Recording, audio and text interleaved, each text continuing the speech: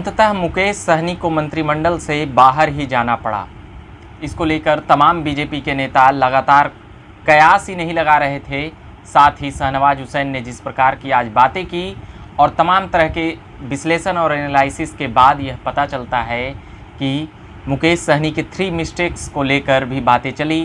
पहली उत्तर प्रदेश में विधानसभा चुनाव को लड़ने के लेकर, और उसमें भी बीजेपी के 3 प्रमुख नेताओं के खिलाफ जिस प्रकार से अमर्यादित बातें कहने का आरोप मुकेश सहनी के ऊपर लग रहा है, वह बीजेपी की तरफ से कहा जा रहा है कि यह बर्दाश्त करने के लायक नहीं था। वह पहला नेता थे नरेंद्र मोदी के खिलाफ जिस प्रकार से मोदी और मोदिया कहा गया, उसको लेकर भी शाहनवाज हुसैन उच्चारण करके ये तमाम बातें कर रहे थे। योगी योगिया कहा गया और अमित शाह के ऊपर भी भला बुरा कहा गया। यह बीजेपी के उन तमाम नेताओं और मंत्रियों का कहना है।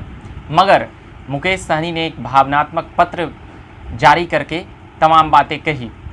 उसमें यह था कि मुकेश सहनी का कहना था कि हमें जो 16 महीने का काम करने का बिहार में मंत्रालय के रूप में मौका मिला, उसके लिए वह सभी को बधाई दे रहे थे।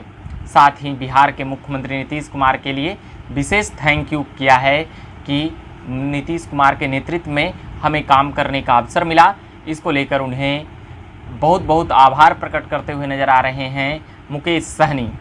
यह भी मुकेश सहनी लगातार नीतीश कुमार के प्रति कह सकते हैं कि उनकी सहानुभूति लगातार बनी हुई है, मगर वह उनका जो सबसे आखिरी सबसे बड़ी गलती जो मानी जा रही है वह यह कि बीजेपी के खिलाफ, बीजेपी के साथ रहते हुए बोचहा विधानसभा में जिस प्रकार से वह अपने पार्टी के उम्मीदवार खड़ा करते हुए नजर आए, जबकि बीजेपी यह पहले ही कह चुकी थी कि यह हमारी सीट थी, फिर भी हमने मुकेश सहनी को दी थी।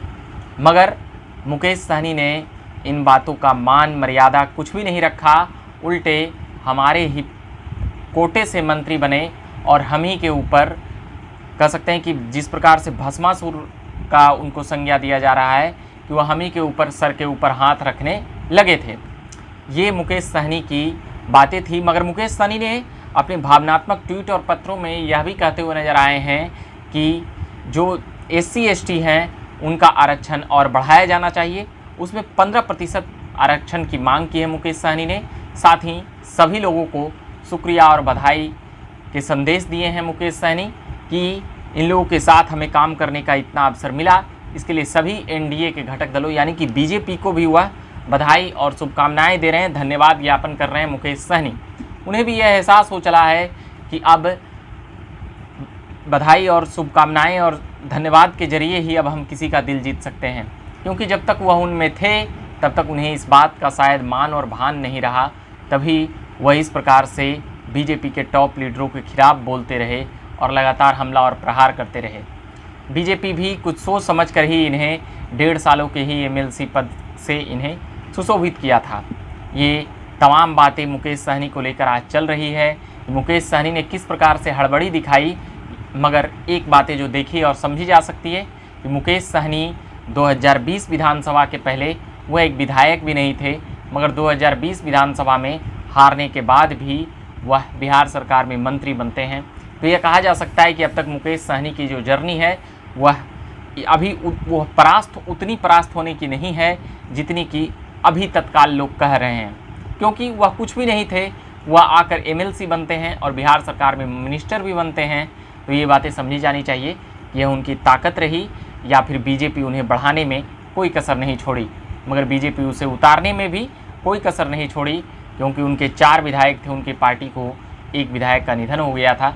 3 विधायक को अपनी पार्टी में बीजेपी मिलाते हुए यह कही कि वो सभी हमारे विचारधारा के लोग थे और हम ही ने अब खड़ा किया था और हमारे ही समर्थक थे।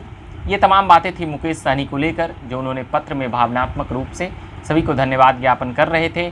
और तमाम जो आरोप और प्रत्यारोप की बातें थी ये अब कह सकते हैं कि समाप्त हुई। बीजेपी भी लगातार उनके ऊपर तमाम बातें कह रही थी। अब यह प्रकरण कल से समाप्त हो जाएगा कि मुकेश सहनी के ऊपर अब वो उनकी क्या स्ट्रेटजी होगी। कांग्रेस की तरफ से भी उन्हें ऑफर आ रहा है और भी तमाम पार्टियों से। साथ ही कांग्रेस से उनकी मधुरता की जो बात हो रही है वो तमाम बातें अभी बिहार की रस्साकस्सी भरी राजनीति में चलते रहेगी। हम तमाम खबरें लाते रहेंगे। फिलहाल ये मुकेश सहनी से जुड़ी हुई बातें थी। अभी के लिए हम इतना ही कहेंगे। आप बने रहिए झकास भारत के साथ। मेरा नाम हुआ रविकांत। धन्यवाद।